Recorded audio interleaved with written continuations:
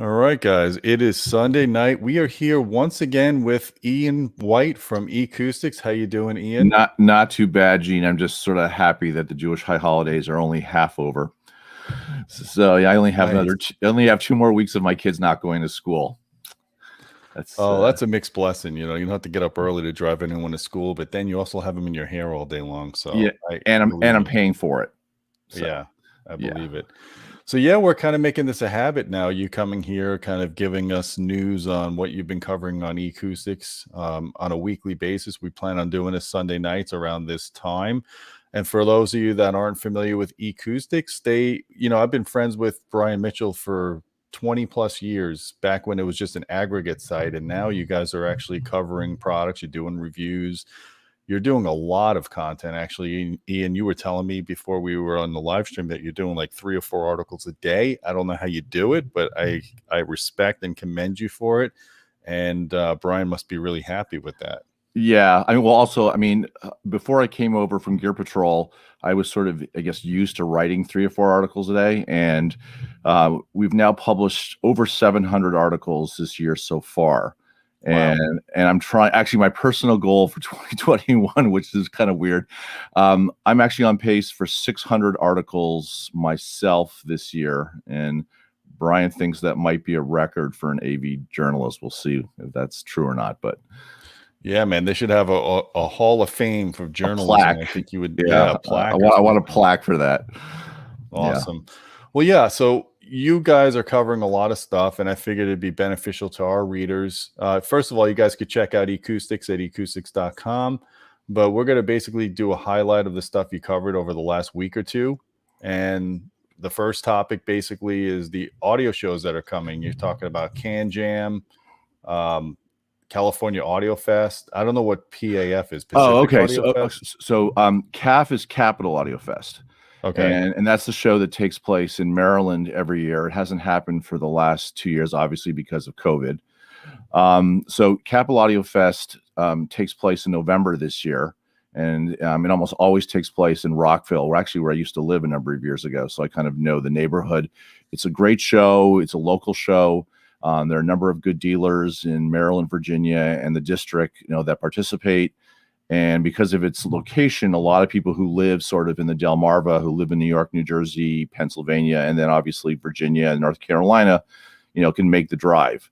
It'll be interesting to see this year how many people show up, because there's pretty strict COVID rules sort of in effect for the show. They're pretty much enforcing a vaccination rule or negative PCR test, I think, almost like the day before. So it's going to be the type of show where you're going to have to wear masks in every room and all the hallways. And it's a good show, but I don't know if it's going to be as large because of some of the restrictions for people coming from other countries. So we'll have to see how that plays out. Another new show that's been put off because of COVID for the last year or two is Pacific Audio Fest. And it's actually being run by the same people who run CAF. And it's now officially scheduled to take place at the end of July of 2022. So July 29th, 30th, and 31st in Seattle. So, and if you've never been to Seattle, the airport is there. Yeah. So the hotel is actually right by SeaTac. So if you've ever flown into the Seattle area, this hotel is a really, really nice venue. And if I believe the way the hotel is situated, you can see Mount Rainier from where the show is actually taking place. So if you've never been to the Pacific Northwest, it's worth it just to go to Seattle for the views. Also, people have been wondering why the show would take place at the end of July, in the middle of summer, when there really aren't a lot of things going on in the industry. Seattle is not very hot, sort of that time of year. Like, you're lucky if you get 75 degrees in Seattle on July 31st. And also, a lot of people might use the opportunity to spend an extra 3 or 4 days in Washington State as a vacation. So I think they're kind of hoping that people will look at the show as an opportunity to visit the area and then come see it. And they've also capped it at 80 rooms. And I know that when they postponed the show last year, they were already almost at capacity. So for manufacturers that are interested in participating, I believe they're opening up what's left of the rooms on October 15th for companies who want to register. But I suspect that's a show that Brian and I might actually cover together, just because of the fact that it's a new show, and it might be an interesting 3 or 4 days to go to Seattle. The other show that's actually coming up the end of this week is CanJam SoCal. And those of you who are really into the headphone space, there is obviously the CanJam shows that take place on a global basis. There's a show in Singapore. There's a show in London. There was a show in New York right before COVID started. That was actually the last show that most of us went to. But the SoCal show is sort of the most important one. Ethan Napoleon, who runs sort of the shows with Jude Mansilla from HeadFi, he's based in Orange County, and the show has taken place in Orange County for, I think, the last 7 years. They're on. I haven't heard anything to the contrary. And so Brian plans on going there this weekend and covering the show for Ecoustics readers. And I know a bunch of companies who are going. So as far as I know, that show is taking place. Cool. Yeah, I mean, Expono obviously has been postponed again. Rocky Mountain is no longer happening. And so CES there's a Florida Expo show coming supposedly, I think January or February. So they skipped it last year for COVID. I don't know if you guys ever come to Tampa, but it's a cool 2-channel show. So this is the second year for it. We can hang. Is this the second year for it? Yes. Right. Third year. Third year. Okay. Yeah. Well, also what's interesting this year is that right after CES, if you live in Southern California, there is a new hi-fi show that's launching actually in the same vicinity as where CanJam takes place. I'm not sure if it's in Newport, but it's in the area. It's in Orange County for sure.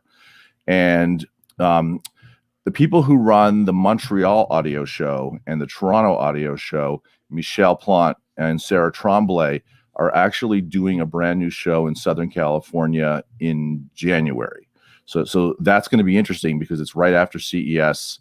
And it's the first show of its kind. And I suspect actually it might do well because a lot of high-end companies, in our sector don't do CES anymore. No, and CES is so irrelevant for what we do now, Right. It's all gadgets. So for a lot of these companies, it might be the first chance they get into the new year to actually do a show in front of the public. So, I mean, it'll be interesting to see in the next month or two how many companies sign up for that show. But I know, that has created a little bit of rivalry in Southern California because there's obviously the show that takes place as well. So it looks like there's a bit of a turf war sort of starting in terms of the audiophile trade shows in Southern California. Yeah, but it'll be nice to get to a show. And it'll be cool if you cover these shows. I'd love to have you back and you could talk about what you saw. And because I'm probably not going to go to most of those shows because they're kind of far away, and I've been limiting my traveling just because I'm so busy with the Audioholics Smart House, and I'm not close to being done yet. So probably another 6 months or so. And truthfully, a lot of people are still afraid to travel. I mean, we can't speak for people who live outside the North America, but a lot of people are still afraid to go to a venue. And actually, this weekend here in New Jersey, because I live on the shore, they had one of the annual sort of summer concert festivals this weekend here in Asbury Park. Pearl Jam actually played last night. Smashing Pumpkins are actually playing right now, or actually their set's probably over at this point, but Smashing Pumpkins were playing tonight, and they had 40,000 people sort of crammed in by the beach in Asbury Park. And I live in the neighborhood, so I know how much space there is. Be interesting to see Monmouth County's COVID numbers next week because really, that's a lot of weeks for sure. Yeah, for sure. So I want to move on to your next thing. You have a shootout here. Let me pull this up. You have Value Electronics TV and UST shootout. I'm assuming Value Electronics is a supplier where you get your review samples from. So actually, no. Value Electronics is actually a high-end audio video store in Scarsdale, New York. Oh, and for the last 15, I think it's 15, no, actually, maybe it's even 17 years at this point. Robert Zahn, who is the owner of the store, he has done every year ISF sort of certified type of event where they bring in the latest and greatest in new televisions and projectors, and they actually have a panel of sort of experts, people who are generally ISF trained calibrators and people who are, journalists who just cover that sector, and they judge all the televisions and projectors. And this year, I think, was the first year that they added UST projectors to it, because now that the sector is becoming sort of, much more popular, that they offered the opportunity to Samsung and Hisense and BenQ and other companies to show up. And I think there's going to be a lot of interest going forward in ultra short throw projectors. And surprise, surprise, Sony won again the best TV in the 4K, and I believe Samsung won the best TV in the 8K. Not that too many people I know right now are buying 8K televisions with so much 8K content available on Netflix and Disney Plus. But that's actually a really, really interesting event that happens. And we have actually the results and an explanation of the methodology of how they do it on our website for people who are really into sort of, what is the best TV maybe that they want to look at this Christmas. It's an interesting, somewhat, I would say, pretty objective, look at televisions and how they compare. I guess our final news story for this week is actually a negative one. Those of us who have worked in the high-end audio space for a long time. I mean, Gene and I have both worked in this industry for 20 plus years. One of the best sales, marketing, and PR guys, a gentleman by the name of Paul DiComo, and people who are Polk Audio and Definitive Technology customers probably interacted with Paul DiComo at some point. He was, quite frankly, one of the best at his job in this industry. Those of us who have worked on the journalism side for the last couple of decades were very fortunate to work with him. Paul was just a lovely guy. I mean, he was just one of these guys. He was a really nice guy from here in New Jersey. He was down in Maryland. He did a phenomenal job with Polk Audio and Definitive. And, he passed away about a week ago from cancer. And, Paul is the second person in the industry who has passed away within the last month from cancer. Yeah, crazy. Yeah, Mark Ailing. For those who are Paradigm or Martin Logan sort of customers, and Mark actually worked after Paradigm for Stereophile's parent company for a while, and then he sort of opened up his own PR shop. Mark was another guy from my hometown, a guy from Toronto in Southern Ontario, a young guy. I mean, he was only like 56 years old. He passed away. I don't even think it's a month at this point. He passed away almost a month ago from cancer as well. So, it's been a rough month. Two of the better, being journalists, we basically deal with PR people almost on a daily basis. And a lot of them have become actually quite close friends over the years. I considered Mark a good friend, a guy I knew for 23 years. It's been a rough year, like not just COVID. I think that's one of the things that people sort of forget, that people have passed away from things other than COVID in 2020 and 2021, and they're not necessarily old either. So I was sad. I was sad for both stories. Both got good guys in the industry. Paul most recently, obviously, because it just happened a couple of weeks ago. Fond memories of him when he was with Polk. Him and Joe Finn, we'd go out for press dinners, and they're like, "Where do you want to go?" And he knew I was an Italian just like him, so he'd find the best Italian restaurant in the area. And my wine glass was never empty, so we just had good conversation and good food. So it just makes you realize you got to really cherish the time you have here, because you never know. You could think someone's seemingly healthy, and the next thing you know, you find out they have a terminal disease. Or, he was a very kind person. Like I would say, over the years, I've met some people in our industry that aren't so kind.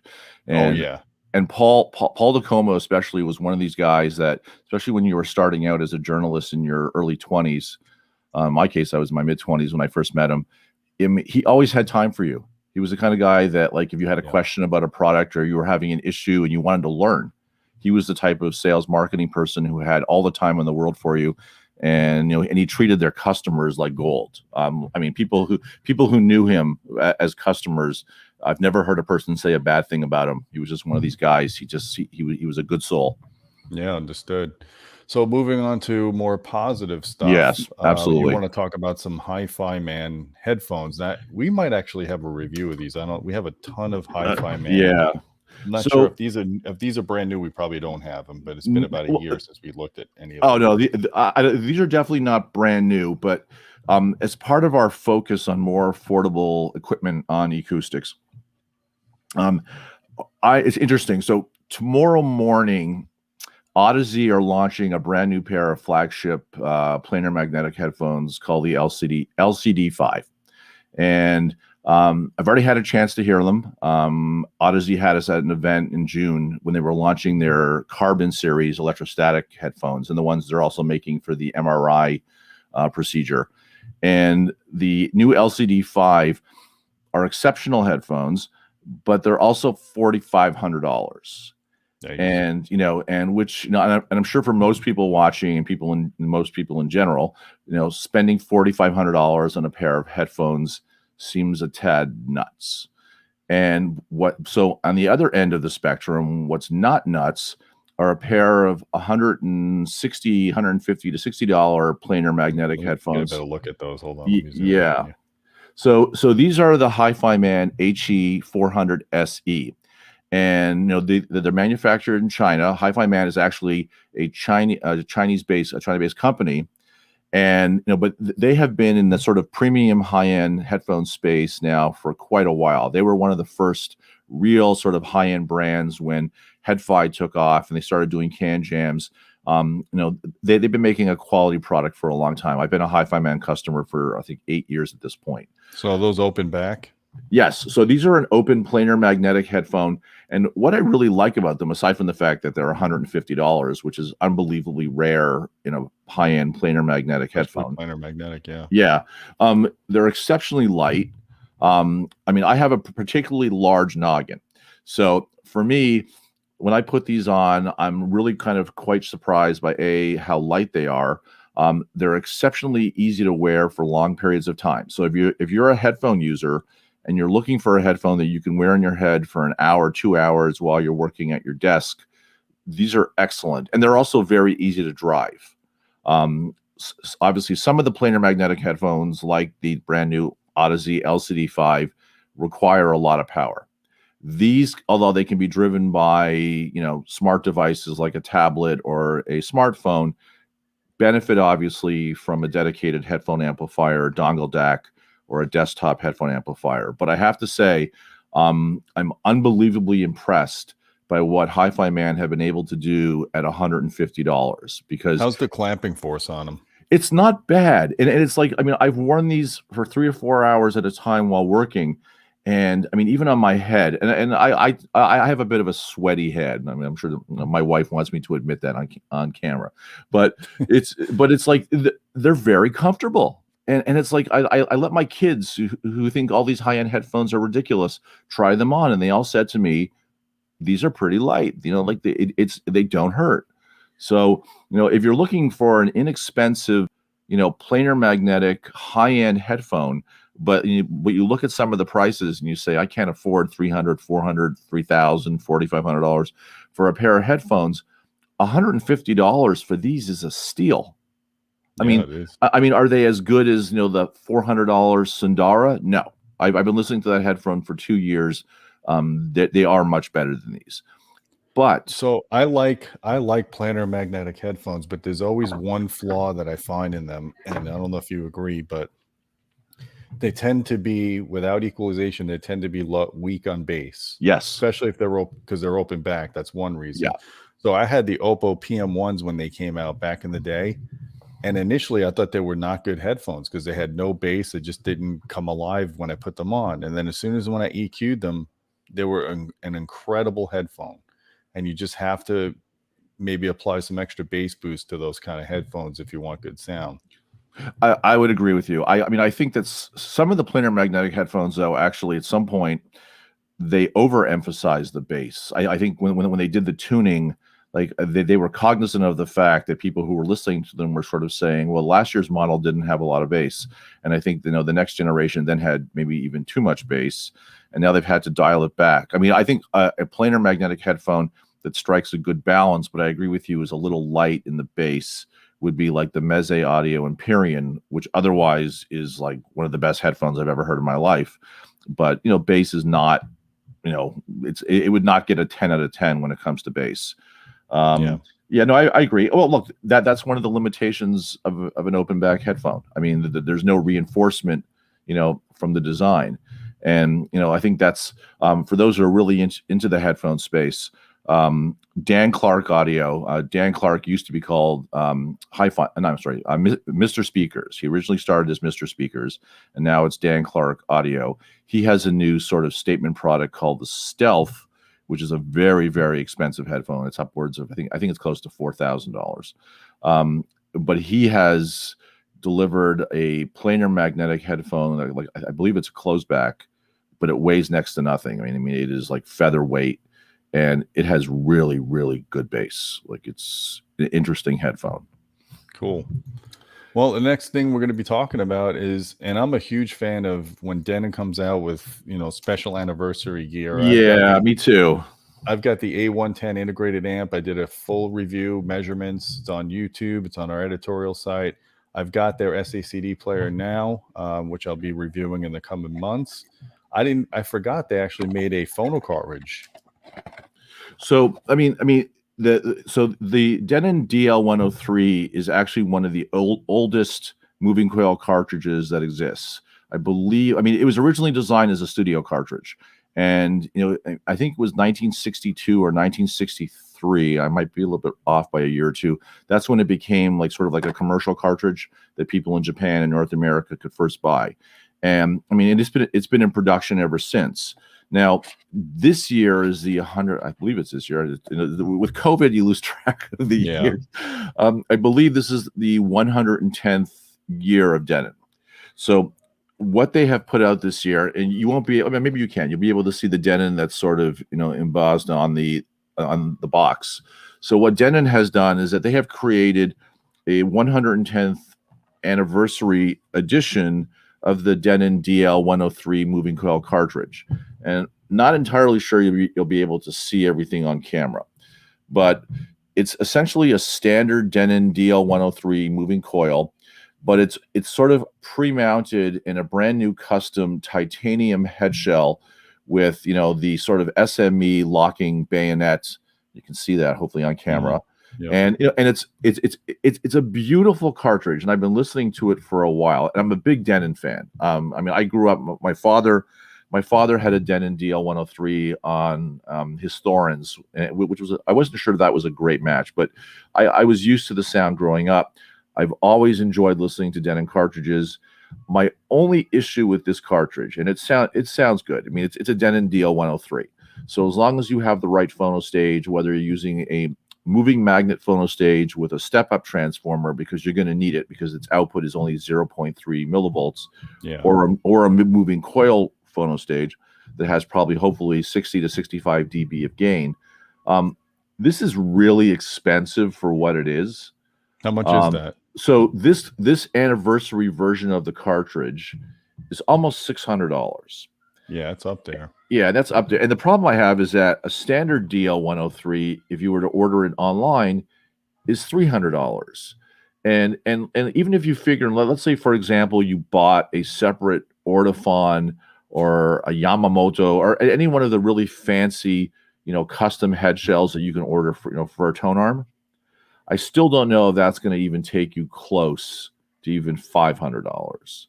So I think if you're a Denon fan, and don't forget about Marantz's TT15S1 comes with a clear audio cartridge, which is okay. So there you go.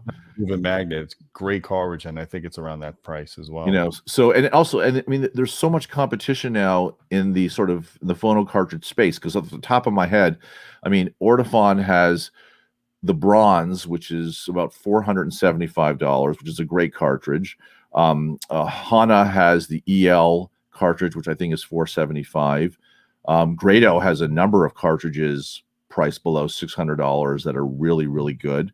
You know, so it's not like, you know, in Audio-Technica and Nagaoka, I mean, they all have cartridges that are all priced below $600 that are pretty competitive with this.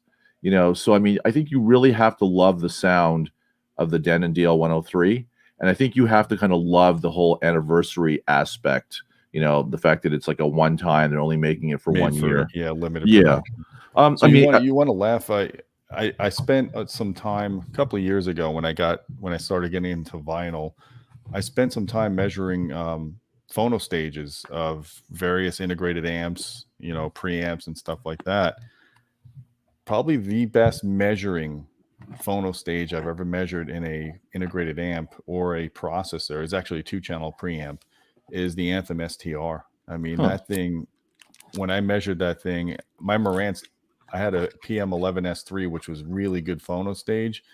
The Anthem measured even better, and it has moving coil and moving magnet. And I spent some time, you know, comparing that stage with a moving coil cartridge versus a dedicated phono. I forgot what preamp it was. It was one that was more expensive than the Anthem STR, because I have a guy, Captain Analog, that comes over here. He's one of our forum guys, and he's this guy will bring lasers to your house and he'll calibrate your turntable.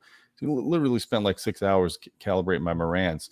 But we compared his esoteric phono stage preamps to the Anthem STR, and they were indistinguishable. I mean, it was that good of a stage. So anybody that's really wanting to get into phono and you want a modern processor with room correction, Anthem STR is your bet.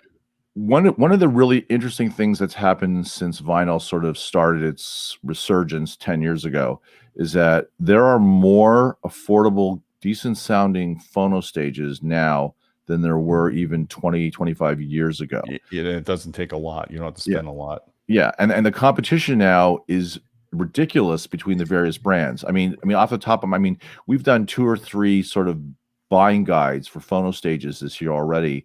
And there are at least 20 to 25 under $1,000 that I could live with, you know, permanently. And at one point in my life, I owned 2 or 3 phono stages that were in the $3,000 or $4,000 range. And I have to be honest and say, I don't think they were that much better than some of the $1,000 ones I've heard this year. And, you know, I think if you're getting into vinyl for the first time, a lot of the integrated amplifiers now being offered by almost everybody, with few exceptions, have at least a decent moving magnet phono stage built in. Yep. If you really want to use a moving coil cartridge, you know, you're really going to probably have to buy an external phono stage, you know, and then plug it into the back of your integrated amplifier or even your preamp if it doesn't have a moving coil stage. But there's so many products now. It's like, I mean, when younger people who write me after they read some of the articles say, I only have X to spend and what should I buy? I'm not at a loss anymore to say, you know, here's 10 models below $300, $400, and they're like, oh, that's reasonable. Like, you know, they don't kind of freak out. But a few years ago, I would have started the conversation with, well, you're going to have to spend at least $1,000 to even get into it. So that has changed, and I applaud all the companies that have decided to release external phono stages that people starting out in hi-fi can actually afford. I think that's a very good thing. And that's the same can be said for anything these days. If you look at speaker technology over the last couple of decades compared to now, you can get really good performing, well measuring speakers now for, you know, starting at a few $100 a pair, all the way up to tens of thousands a pair. The amount of bad products in the industry seem to have shrunk, because now the entry level stuff is becoming legitimately good, and it's forcing the other guys to make their stuff better, because now there's people out there measuring. You know, we measure loudspeakers. You know, it's a more informed purchase now with the internet. Yeah. Oh, yeah. It was a couple of decades ago. You know, and also I think that, you know, companies have kind of finally recognized that they're not going to build a customer base with a 25-year-old, you know, by saying, well, our entry level speaker is $3,000. I think some company, I mean, ELAC was very smart when they brought Andrew Jones on board and basically said to him, we want to sort of own this particular category. You know, we want to be between $250 and $2,000 and come up with really good products. And look at the success that ELAC has had with his products. Wharfdale's another brand that have a lot of speakers priced between $250 and $2,000 that all really perform well. I mean, it's funny, the older I become, the less interest I have in the much more expensive products, and I've become much more intrigued by the affordable products, because they, as you've pointed out, they've just gotten so much better. And it's so, like, back in the day when you and I started, I mean, basically in the 90s, I mean, we were basically told by companies, well, you know, our entry level speaker is $3,000. That's, you know, that's our bad speaker. Like that's the entry level. Now, I don't think I would spend more than $3,000 for a pair of speakers, because the level of performance is so high at $3,000. Yeah, I mean, if you can get very good performance for that, but if you want something that plays loud and has deep bass, obviously you can go up from there. But for sure, now you have multi subs. You got so many different brands of companies starting at $500 or $500. You get a decent sub that you couldn't get 2 decades ago. Well, I mean, brands like SVS have done a great job of making sort of, first of all, they make really good products. But I mean, when you look at, their lineup, and also Emotiva and PSB, and oh my God, there's Rel. I mean, there's so many companies now that make affordable, decent subwoofers that years ago would have been so much more expensive. Yeah. And, yeah. So I think, in that regard, that's been a very positive change in the industry. I think companies have sort of realize we can't continue to say to people, well, you need to spend $10,000 on speakers or like your system's going to suck. I think that mentality that was prevalent in the 1990s doesn't really fly anymore for people. Yeah, and especially because people are more educated about cables now too. They're not throwing away. Usually, they're not throwing away money on stupid stuff. So, what is this iffy Zen Signature? Oh, okay. All right. Is that a preamp or speaker? What? I've never even heard of it. So, all right. So, HiFi, I'm not going to take it out of the. I mean, I put it back in the box because I'm shipping it back, but and the review will be up in about a week or so. So, HiFi Audio is actually a company that's based in the UK. If you're in the headphone sort of category, the box is in front of the microphone. So there you go. If you're in the sort of desktop audio sort of, category and you love listening to headphones while you work, HiFi might be a brand that you've heard of. And it reminds me of the HiFi DAC I used to have. A separate DAC and preamp. Yeah. Okay. Yes. So HiFi started in the UK. They have so many products now. Actually, their accessories are actually some of their best products, because one of the problems with the headphone revolution is that, there hasn't really been a lot of standardization when it comes to connectors. So you almost need like a bag of tricks. You need to have, balanced, unbalanced cables, different size cables. And HiFi has made a really, really, really smart business decision over the years to offer all the various types of adapters and cable connectors. And you can even see here, even on the box, where it said, okay, so I'm going to pull this back a little bit. So this particular box set is a combination of two components and a balanced 4.4 millimeter cable. So the top product is actually the HiFi Zen Signature DAC, which is a high-res DAC. It'll do, I believe, 24-bit, 192. It does DSD and MQA if you care about MQA. I don't really care so much about MQA anymore. And then the second product is actually a balanced headphone amplifier. And you'll notice up here in the text where it says here 6XX, that is in reference to the Sennheiser 6 series. And so there is a setting on the headphone amplifier. Let's get rid of the glare. There's a setting on the headphone amplifier that is really sort of tuned to that series of Sennheiser headphones. Now, I don't use Sennheiser headphones, but I'm very familiar with the Sennheiser, HD650 and stuff like that. But this will work with any headphone. The DAC obviously you can use with a different brand of headphone amplifier. There's no requirement, and you could use it in a 2-channel system. Or does this come as a set? Yeah, so they're offering. It's really smart what they've done. So it's the two components, and the middle box is actually the cabling, and they sell this whole package for $500. And I have to tell you, sonically, this stuff is really, really impressive. If I was right now setting up a system using like a notebook, like if I was using like a MacBook, or I was using a Windows notebook, or if I had like an iMac on my desktop and I had a decent pair of headphones, like a pair of HiFiMan or Grados or Sennheisers, all you really need to do is run the USB digital connection out of your computer into the back of the DAC. You connect the amplifier to the DAC with the 4.4 millimeter balanced cable. You plug your headphones into the headphone jack on this, and you have a really, really good desktop system that, quite frankly, is comparable to things that are far more expensive. You can even use that as a preamp to power some power monitors too. Yeah, like I had a pair of acoustic Energy AE1 active monitors here a few months ago, and the one thing that you need for that particular product is a preamplifier of some kind. It could be a DAC pre, like this type of scenario. But what it really needed was sort of a preamp that sort of had a warmer tonal balance.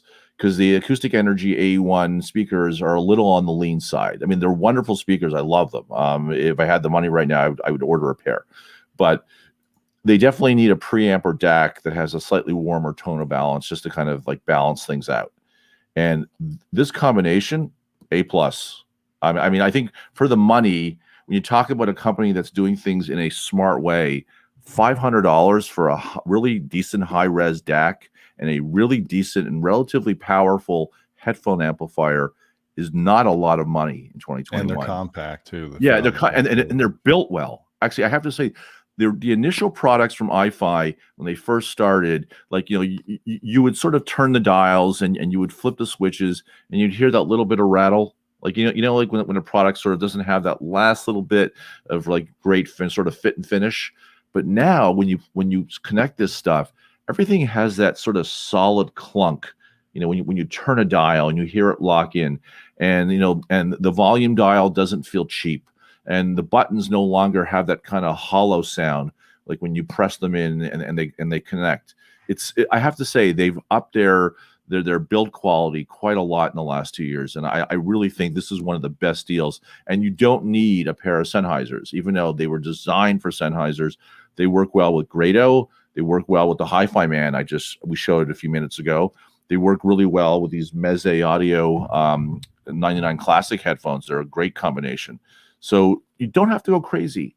Like, you know, I mean, I know tomorrow we're going to run the story about the Odyssey LCD5s, and people are going to look at it and say, oh, that sounds like a great headphone. And then they're going to scroll to the very bottom of the article, and they're going to see $4,500 a pair. And that's going to be like, well, that's not in my budget ever in this lifetime for a pair of headphones. So yeah. Good product. Well, last but not least, we have another headphone amplifier. Schiit, I hate saying this name. Oh, I Schiit love Audio. Oh, it's the most brilliant thing. So, all right. So I'm sure most people who are watching the program probably know Schiit Audio.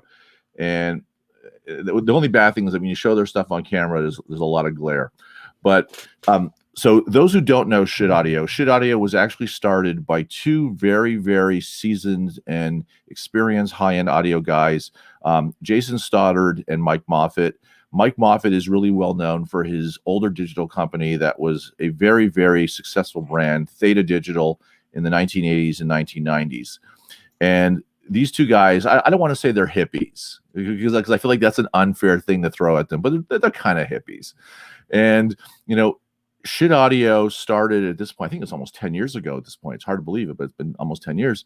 You know, and, you know, it's a great marketing play on the word. I mean, because quite frankly, you know, this shit doesn't suck. I mean, it's, you know, it's like, and they build everything in the US. You see, that's the other really, really interesting thing about Schiit Audio. They're a California-based company. I mean, other than some parts that they obviously bring in from Asia, everything is sourced in California or in the West Coast. They manufacture everything on the West Coast. And then during COVID, they were so busy. I mean, because one of the, I guess, the byproducts of COVID is that the demand for their products went through the roof. They actually opened a second manufacturing facility in Corpus Christi, Texas. So they're now making the products in 2 states just to deal with the demand. One of their most inexpensive products in the headphone category is their Magni 3 Plus. I think right turn it this way, it's easier to say. The Magni 3 Plus, and this is one of the best deals in headphone sort of amps. It's a $99 made in America headphone amplifier. Wow. I've used it for 2 years. I think it's been 2 years, man. I guess, yeah, it's all through all of COVID. And that case is all like brushed aluminum, right? Yeah. And the thing that's smart is that almost all of their components are generally the same 3 sizes. I mean, I have a couple of their DACs that I've had for a couple of years, and the ranges are generally like sort of the larger products, like the Yagi, which is their top DAC, and then the Gungener, and then the Bifrost. They're all sort of like in the same, the casework is all the same size, and that's how they've been able to keep their costs down. But the Magni 3 Plus is such a simple, basic headphone amplifier, but it has so much power. And that's one of the things that sort of happened during the headphone revolution, is that planar magnetic headphones came out, and then obviously some of them, the dynamic headphones, are not necessarily the easiest headphones to drive. I know a lot of Bayer dynamic headphones are a real pain in the butt to drive, and the Schiit amplifiers have a ton of power. Don't be deceived by the size. These things can drive really, really demanding headphones, and for $99. It is almost impossible to go wrong with this. And it's like, even now they make DACs as well, but they're obviously not as inexpensive at they're not $99. That's what I was going to ask you. So if someone wants to get this and they want to hook it up to their PC, or they want to hook it into their phone, if they have an analog output on their phone, what else do they need to interface? So like last week we talked about the Helm bolt DAC.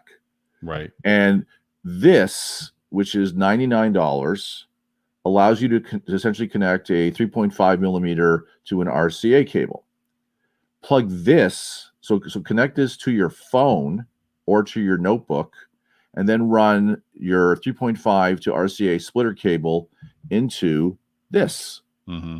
So for under $200, you have a high-res DAC that sounds way better than it should for $99. And you have an excellent made-in-America headphone amplifier that takes up less space than it's not even the size of a paperback book. Can that work on a battery, or does it have to be plugged into a It's plugged in. So it has a wall wart. But you know what? It's quiet. It's reliable. It makes no noises or weird sounds. I mean, only my kids make weird sounds. But I mean, this thing, and quite frankly, when you think about it, the level of fit and finish on this for $99 is amazing. I mean, if you look at the rear panel, and also you can use this also as a preamplifier. Sure. Single source, but it has a pair of RCA outputs. This works really well with active loudspeakers. So anyone who's setting up active loudspeakers on their desk and they want a really decent headphone amplifier at the same time, $99, made in America. So yeah, Wow. I guess the overall point and theme tonight is that there are so many inexpensive products now that are available that really, really deliver better sound quality than we would have had, let's say, even 5 years ago. So the argument that you have to spend thousands and thousands of dollars to achieve decent sound quality or even great sound quality is just false. I mean, and I wish the high end press in general. I mean, I don't think RG publications are really guilty of this, but at the end of the day, I mean, was it? See, I guess it was Stereophile. I guess they have their recommended component issue out now, and like if you look at the price, I was flipping through it today. If you look at the prices of even the Phono cartridges that they recommend in their Class A rating at the top of the page, I mean, there were more 5-figure Phono cartridges in there than I've ever seen in my life. I mean, it was Wow. like $6,000 or $7,000 is now considered to be the entry level point for a really state of the art Phono cartridge. I'm sorry, over the years I've had a chance to listen to hundreds of Phono cartridges, from the cheapest ones that you can buy from Audio-Technica and Ortofon to the most expensive ones made by Miyajima, Ortofon, and some of the other smaller Japanese brands. There's no way you're going to convince me that spending $7,500 on a Phono cartridge at this point in the game makes sense. I'm sorry. No, and they're continuing to pander to an aging crowd of audiophiles that in a generation or two are going to be gone. I mean, we should be getting more young people involved in this hobby, and to do it at entry level price points, even if it's to get their foot in the door to experience better audio than what they hear out of their Beats headphones or their TV or whatever, just to get them started. But to go in to say you have to spend $6,000 to get a decent Phono, a cartridge is ridiculous, especially when you have turntables now from like Fluence. You could get a $400 turntable that's really good for the money. Like I'm sure I'm sure U-Turn Audio.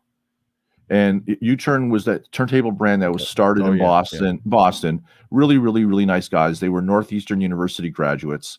And one of the guys in the group, the guy who started it, I think he was a mechanical engineer, and he was really into vinyl. and he saw the opportunity when vinyl started to sort of become popular again, that he could build a turntable in Massachusetts, source all the components except for the cartridges from U.S. vendors. And I had a chance to actually go to their factory years and years ago when they first started. And I mean, they've sold, oh my God, I believe I believe the actual number, I think they're close to 100,000 tables sold already. Wow, they're pretty tables too. Yeah, and you know what? I mean, are there better tables? Sure.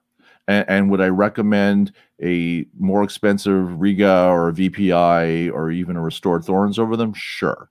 But you're going to be paying significantly more money for those. And my whole thing with turntables is that I think you're better off spending more money on a decent turntable than spending the money on an expensive cartridge. Because if you put a relatively decent, affordable cartridge on a better table, you're going to get better sound. And I'm sure people will say, well, no, the $2,000 cartridge is going to sound better than the $500 cartridge. Sure, only if the rest of the system is up to that same level.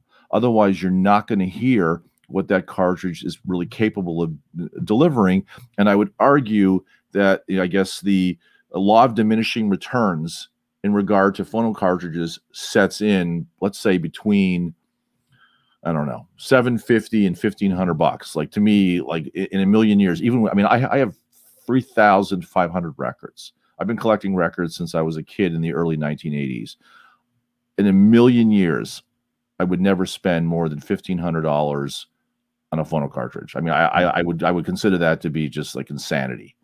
And most of the people I know who are really serious music collectors, guys who are not big audiophiles but are big vinyl collectors and only listen to vinyl, if you went to them and said, "Oh, we need to spend $5,000 on your next cartridge," they'd look at you like you were high. I mean, they'd be like, "No, I've been listening to the same $300 Grado for 10 years. Why would I need to spend more money?"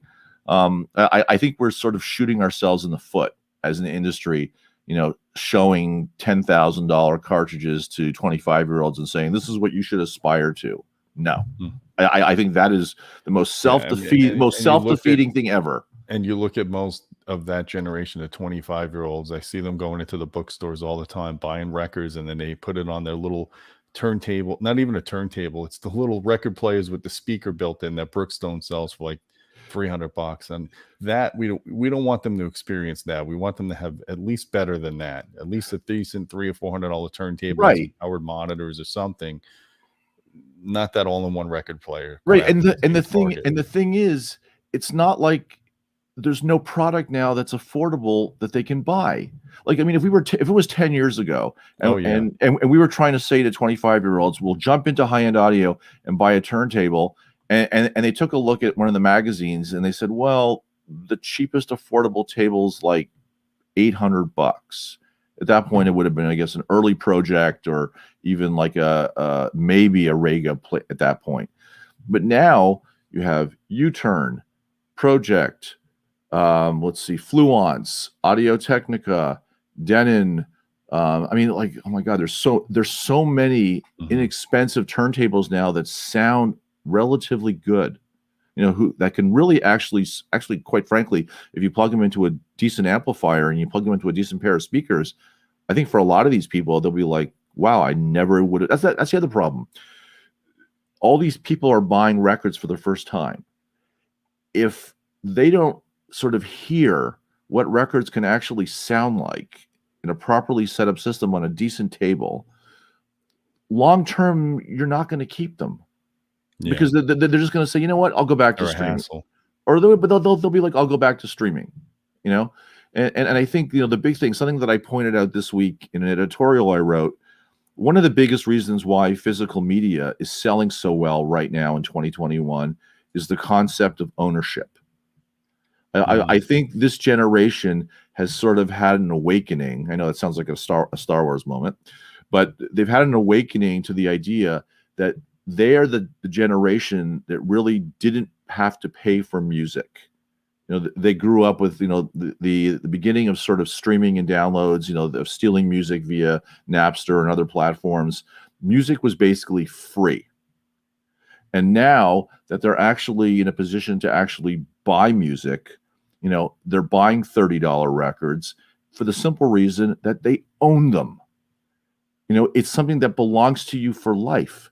And growing up, when you and I grew up, when we used to go to record stores, I mean, building a music collection was super, super important. Like it was I used to alphabetize my bands, all that stuff. Yeah. It was a part of you. And if you're in your 20s or early 30s and all you've ever known is iTunes and Spotify, you don't own a music collection. I mean, I hate to sort of, I'm sure the people, they know this, but when you pay money every month to Spotify and Tidal and Qobuz and Napster and Deezer, you're renting your music.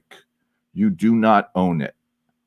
And when you buy records and CDs, and now cassettes are in theory coming back. No way. Yeah, oh yeah. But it's the whole concept of physical ownership. I mean, like, you know, I mean, I still buy tons of books. I mean, I'm a reader. And it's like, I love going into Barnes & Noble and used bookstores and buying books. And I think this generation it's a very positive trend. They view ownership of things, music being one of them, as a very important part of their self. It's part of their identity. And I see that as an opportunity for the high-end audio industry, that you have people that will spend, like our music editor told me that a couple of years ago, that she has purchased over 1,000 new records in the first 5 years that she got into vinyl. Wow. That's okay. But that wasn't, you know, 1,000. I mean, think about it. If she spent an average of $25 on a new record, so she spent $25,000 in the last 5 years on music. Most high-end audio stores I know would kill now to have someone her age walk in and spend $25,000 on a system. So why are companies still promoting megabucks, six-figure systems to young people that they will never buy? Yeah. I don't understand the logic behind that at all. Yeah, no, it's a good point. I mean, we're in a great time to be alive right now because audio has gotten so good. You don't have to spend massive amounts of money. We're more educated now, so we know how we need to deal with room acoustics above all else to get a good sound. I'm suffering in this room right now. I've got 2 pairs of $20,000 towers that sound horrible in this room because I have a huge bass trap from a half wall that I have to fill in. I can't get good bass in here. But maybe 10, 15 years ago, when we didn't have as many abilities to analyze room acoustics, to understand what was going on, we would say, oh, the equipment's garbage, we got to upgrade. No, right. I know better. I know I got to address it. That's why I've got some acoustic panels I got to hang up. I'm going to put a wall. Get your room right before you start dumping more and more money into your audio gear. Yeah. I consult on the side, and I get people that contact me. They already have good equipment, and they're like, well, I want to change it. I'm like, why do you want to change it when you have your center channel on the floor? Get the center channel off the floor, and you won't want to change the speaker. Right. Yeah, I know. Upgrade-itis is, you know, I mean, the truth is that the audio press for decades has basically been a willing participant in upgrade-itis. And oh yeah, because the new model's so much better than the old one, you know. Right. More chocolatey. Right. And the truth is, you know, as you pointed out, the room is the most important component in your system. And I'll repeat that for those in the back of the room. The room is the most important component in your stereo system. Get that right, and you'd be amazed at what you can do with an inexpensive stereo. For sure. Yeah. Well, Ian, I appreciate you going over all of these different new items that you guys covered on Ecoustics. Guys, look at the link down below if you want to check out some of Ian's writings. This guy is a robot. He writes 3 articles a day. Yeah, so he's got a lot to say. So I recommend you guys read it if you are into reading. Appreciate you coming here, sharing some knowledge here, especially about turntables. I don't talk about that stuff enough. I probably should be doing some more live streams on it because I just set up my Marantz over here, and I'm going to start doing I've got the Beatles Mono Masters from Apple Music. I haven't listened to half that collection yet. I want to sit down one day and just enjoy that. So it's just a great tactile experience when you pull a record out of a sleeve, you put it on the platter, you clean it, you sit down and you engage with the album. You can't skip around like you do when you're on Tidal or Apple Music or anything like that. Just a totally different experience. I know people are out there that are naysayers that say vinyl's junk. It's not junk. If it's set up right, it could be as good as digital, and in some aspects it could be better because you hear the imperfections that you don't hear in digital, and there's a charm to that. And I also like the way the equalization curve is for vinyl. It gives you kind of a warm bass that you don't always get in digital sound. So it's different. It's not more accurate. It's not superior. It's different. Right. And I like the older jazz records on vinyl. I prefer that over when it's mixed out to digital. It just doesn't sound as good in a lot of cases. If you listen to like the old 60s to 80s jazz records, like John LuPonte, for example, I've got a couple of John LuPonte records from like 1982. They sound way better on vinyl than they do on the CD transfer. Yeah. I mean, I'm a big I mean, jazz is my second favorite genre of music, and I have hundreds and hundreds of Blue Notes and the Impulse. I've spent more money during COVID on jazz records than I had in the previous like 5 years, and actually that's been one positive thing, is that a new generation of listeners who really didn't really grow up with jazz, because let's be honest, the music industry has not really promoted jazz and classical and blues. Yep. I know I have met so many young people at record stores who will pull like an Eric Dolphy or a McCoy Tyner or a Coltrane or a Miles Davis, Stanley Turrentine record out of a rack, and kind of hold it up and say, "Is this good?" And I'm like, "Buy it. Please buy it. Take it home and listen to it, and actually listen to real music for once in your life. Stop listening to Ariana Grande. Put on the McCoy Tyner and actually listen to a real musician. But I'm definitely seeing a lot of younger people in record stores buying jazz, and I think that actually is a very, very interesting. Oh, wow, that is cool. Yeah. Awesome. All right, Ian. Well, we appreciate you coming here on a late Sunday night. I'm going to let you get to bed. Check out Ecoustics.com. Guys, don't forget about our Patreon channel at patreon.com/audioholics. We appreciate your support. Make sure you subscribe to the channel. Hit that thumbs up. That way you know when you'll get the next broadcast here. Again, appreciate it, Ian. And until next time, my friends, keep listening.